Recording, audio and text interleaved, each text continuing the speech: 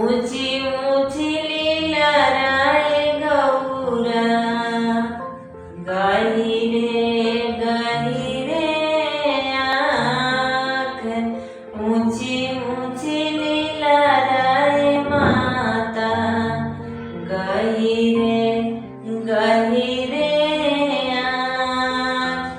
कैसे दिन कटबुए माता, जोगिया के साथ।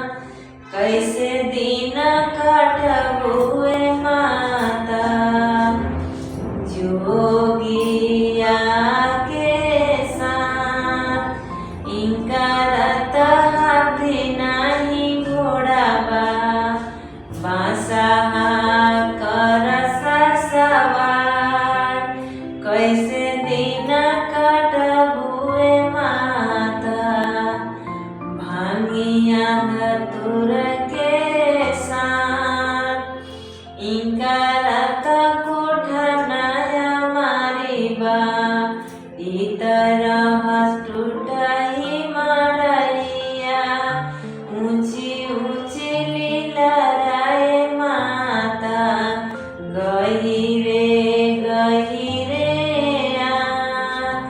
कैसे दिन कटबुए माता, जोगिया के साथ। हर हर महादेव। देखी इनकरा के हमरा शिव गुरु के जोगी लोग कहेला, लेकिन ये तीनों लोग के। हमारे वीडियो देखने के लिए धन्यवाद। कृपया हमारे चैनल को सब्सक्राइब करें।